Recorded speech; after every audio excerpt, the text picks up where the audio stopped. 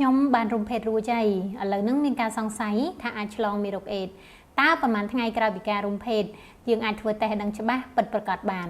ចំពោះការធ្វើតេស្តស្រាវជ្រាវរោគជំងឺវ័យមួយដឹងច្បាស់ពិតប្រាកដបាននៅពេលណានោះគឺយើងអាស្រ័យទៅលើរយៈពេលចំហដែលភាសាអង់គ្លេសគេហៅថា window period និងតេស្តដែលគេបានយកមកធ្វើ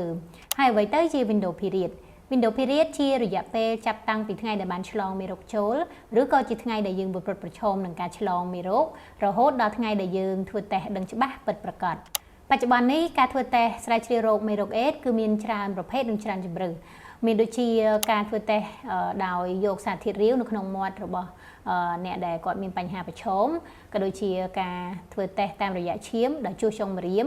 និងធ្វើតេស្តរហ័សដោយបូមឈាមតាមសរសៃវ៉ែនហើយមួយវិញទៀតចំពោះទារកគឺយើងធ្វើតេស្តតាមរយៈឈាមដោយជួសកែងជើង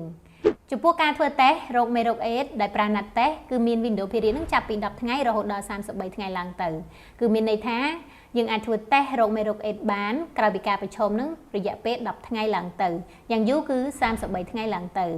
ដើម្បីបញ្ជាក់ឲ្យពិតប្រាកដច្បាស់មែនទែននោះក្រោយពីការប្រឈមបាន10ថ្ងៃយើងធ្វើតេស្តម្ដងប្រសិនបើទទួលបានលទ្ធផលអវិជ្ជមាន33ថ្ងៃក្រោយមកយើងនឹងធ្វើតេស្តម្ដងទៀតតេស្តរោគមេរោគអេដស៍ដែលប្រើតេស្តរហ័សចំនួនទី4គឺតេស្តរោគអង់ទីហ្សែន P24 របស់មេរោគអេដស៍និងអង់ទីកប្រឆាំងនឹងមេរោគអេដស៍តែប្រភេទនេះគឺមាន window period ហ្នឹងគឺចាប់ពី18ថ្ងៃដល់90ថ្ងៃគឺមានន័យថាយើងអាចធ្វើតេស្តរោគមេរោគអេដស៍ក្រោយពីការប្រឈមហ្នឹងចាប់ពី18ថ្ងៃឡើងទៅហើយយ៉ាងយូរបំផុតហ្នឹងគឺ90ថ្ងៃឡើងទៅដូច្នេះដើម្បីឲ្យដឹងពិតប្រាកដ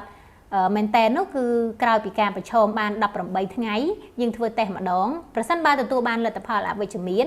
90ថ្ងៃក្រោយមកយើងនឹងធ្វើតេស្តម្ដងទៀតចំពោះអត្ថបទនេះនាងខ្ញុំបានដកស្រង់ចេញពី US CDC